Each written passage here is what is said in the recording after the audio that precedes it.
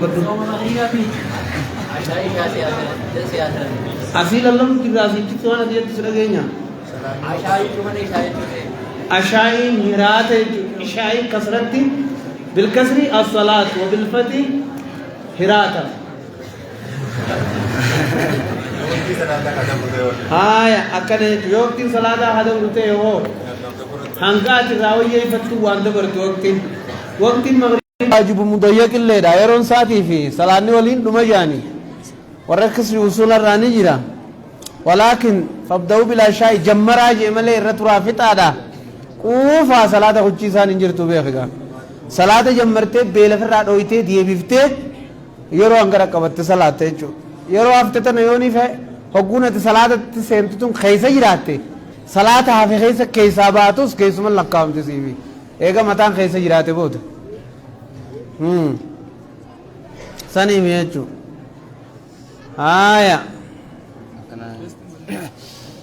akkana gaaboo amma maal nuu kanne jechuutisni khushuuni barbaachisaadha qalbiin bira jiraachuun barbaachisaadha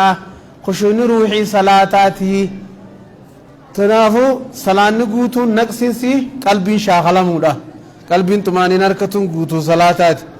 hoggu salaanni qaamamtee ati nyaataa fi dhugaatiidha qalbiin san biras kutte iddas dhiifteetuma fayyambakil budaat bilakli nyaataa fi yoo shurbi dhugaatii jammartee hattaa tankasira nahmatul musallii shawqiin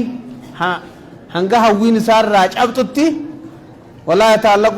به ذهن ولا يتعلق ذهنه به قلب انسان كترراو ديفتتي رفقوته فودو قبل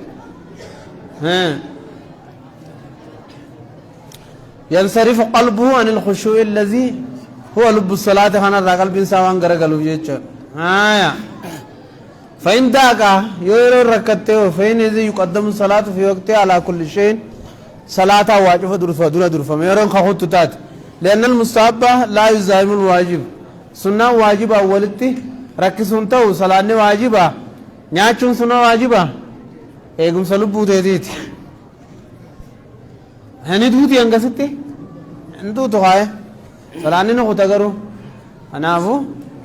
صلاة الزبر سورة صلاة مروية أمو nyaata san fudhatteetuma guuyyeeffatte salaata qote yoo odoo takka lama kutanne kute yoo takka kutatteeti itti hotta jechuudha duuba sun daranuu si belbelchite yoo sun si belbelchite yoo nyaadhu salaati waan qabnu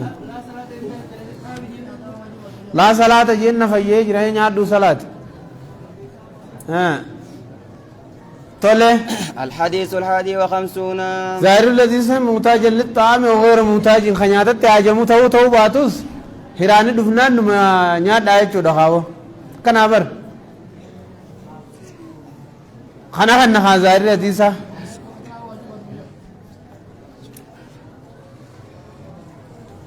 أن حضور الطعام للمحتاج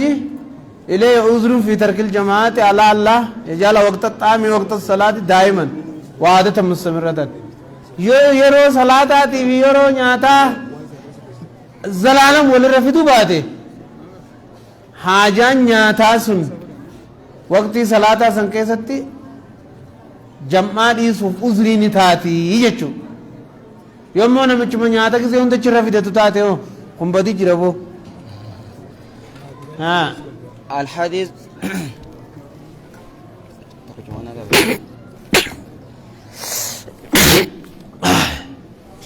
خاص